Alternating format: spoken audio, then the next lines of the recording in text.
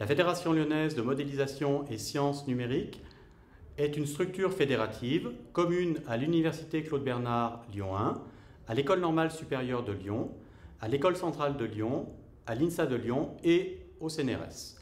La fédération a pour vocation de regrouper et de soutenir les activités de modélisation numérique et de calcul intensif dans la région lyonnaise.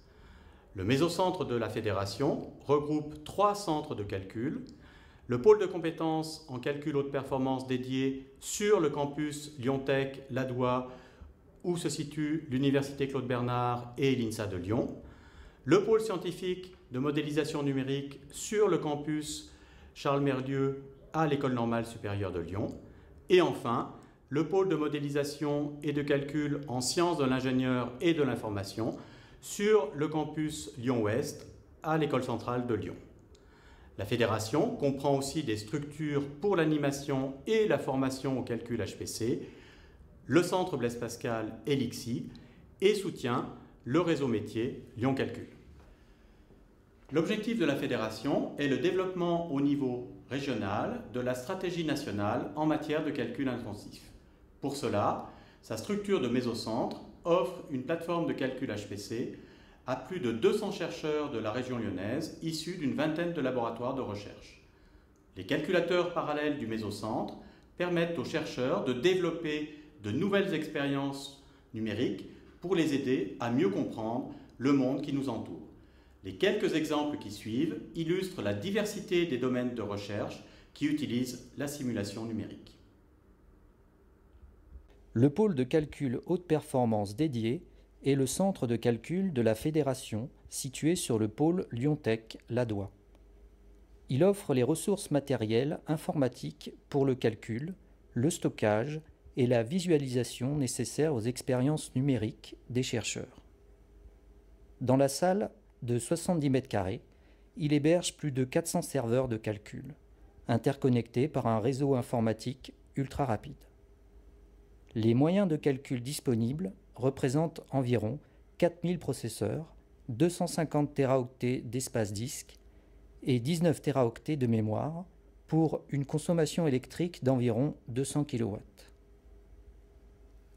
Le PSMN, Pôle scientifique de modélisation numérique, est la plateforme de calcul localisée à l'ENS Lyon de la FLMSN, Fédération lyonnaise de modélisation et sciences numériques. Cette plateforme mutualise les équipements des laboratoires de l'ENS Lyon dédiés au calcul scientifique. Elle offre les ressources de calcul, stockage et visualisation nécessaires aux simulations et expériences numériques. Dans une salle de 120 mètres carrés, elle héberge plus de 500 serveurs interconnectés par un réseau informatique très rapide.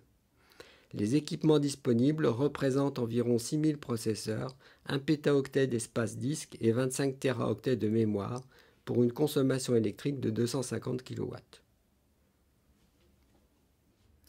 Notre projet porte sur la simulation de formation d'étoiles. Les étoiles se forment dans les nuages sombres de gaz et de poussière. C'est l'effondrement de ces nuages sous l'effet de leur propre gravité qui va donner naissance aux étoiles. Ce processus est multi-échelle et multiphysique, ce qui nécessite d'énormes ressources de calcul. Jacques ? Nos simulations utilisent les tout derniers développements en matière de physique numérique, ce qui inclut un traitement réaliste du transfert radiatif et du champ magnétique. D'un point de vue astrophysique, on s'intéresse à la formation et aux caractéristiques des disques et des jets autour de la protoétoile, ainsi qu'à la structure détaillée du champ magnétique.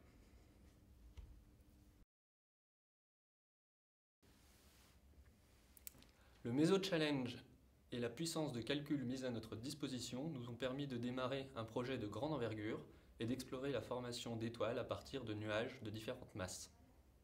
Nous nous intéressons à la structure des chromosomes dans les noyaux des cellules humaines. Pendant la division des cellules, les chromosomes sont condensés. Par contre, pendant le fonctionnement normal, ils sont décondensés, mais ils occupent à l'intérieur du noyau des territoires. Les chromosomes sont des longues fibres. Et en fait, le problème revient à caser 46 fibres d'une longueur de 100 mètres à l'intérieur d'une cube d'un 1 mètre cube. Les fibres subissent un mouvement brownien thermique permanent. Pendant ce mouvement, il y a formation des boucles, déformation des boucles, même formation des nœuds entre les boucles. Et ces nœuds-là, ils peuvent se faire et défaire localement. Par contre, pour créer ou pour défaire ce nœud-là, j'ai besoin de bouger toute la longueur de ma corde. Nos simulations de tubes dynamiques moléculaires montrent que ces fibres-là adoptent une structure de boucles collapsées et branchées. Les prédictions de ce modèle sont en très bon accord avec les données expérimentales. Parce que nous avons maintenant compris le comportement des fibres, nous pouvons, grâce aux ressources équipées de Meso, étudier l'interaction entre tous les chromosomes dans un noyau humain avec un modèle moins détaillé. Je travaille sur la transition vers la turbulence dans l'équipe d'aérodynamique interne du laboratoire de mécanique des fluides et d'acoustique. L'objectif est de comprendre les mécanismes qui conduisent à la transition dans les écoulements confinés, en particulier en entrée de canal, et de caractériser l'évolution de la turbulence vers un état pleinement développé. Nous avons réalisé une expérience numérique avec une simulation de très grande taille comprenant plus de 5 milliards de modes parallélisés sur 16 384 cœurs sur les plateformes européennes. Nous avons mis en évidence un couplage entre les deux parois conduisant à deux types de déstabilisation de l'entrée du canal. L'analyse de ces résultats a pu se faire grâce aux moyens mis à disposition par la Fédération. Nous avons développé des outils d'analyse parallèle de type client-serveur et une analyse embarquée originale qui permet la visualisation simultanée au calcul. Actuellement, les mésocentres sont les seuls lieux où l'analyse et la visualisation des résultats issus des très grosses simulations HPC peut se faire sans dégrader la précision des calculs. Nous étudions la division cellulaire et comment les chromosomes se répartissent dans les deux cellules filles à la division. C'est un processus essentiel car des anomalies vont conduire à l'émergence de tumeurs. Donc pour comprendre ce mécanisme, nous étudions comment toute cette structure se met en place et se positionne pendant la division. Ceci est facile à faire à partir d'images de ce type, mais est très coûteuse à mettre en œuvre. Donc une alternative pour nous est d'utiliser une imagerie beaucoup plus simple, l'imagerie DIC, dans laquelle malgré tout nous pouvons suivre les positionnements de cette structure, mais alors c'est l'analyse d'images qui est rendue plus complexe.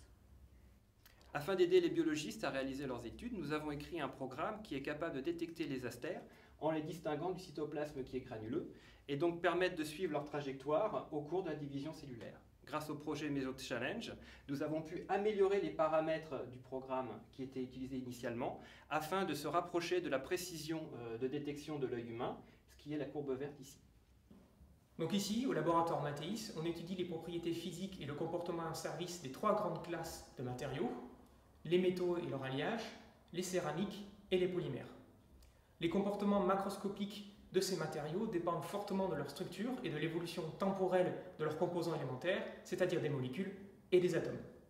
Malheureusement, parfois, l'expérience ne peut pas aller à de si petites échelles, on a donc recours aux simulations. Ici, on peut voir une simulation de la croissance d'une chaîne de polymères constituant des plastiques. Une fois cette boîte de simulation équilibrée, on peut tirer dessus pour étudier le phénomène de rupture. On met en évidence comme cela des phénomènes de cavitation ou de rupture de matériaux. La Fédération a aussi un rôle dans l'innovation et la compétitivité des entreprises au travers de l'initiative nationale HPC-PME. La création d'une cellule Rhône-Alpes HPC-PME avec les mésocentres de Grenoble et de Lyon, l'INRIA et OSEO, devra permettre l'accès aux PME au calcul intensif. Enfin, la Fédération reçoit un soutien important du ministère de la Recherche grâce au projet d'équipement d'excellence Équipe Atmeso et de la région Rhône-Alpes au travers le projet CIRA, calcul intensif en Rhône-Alpes.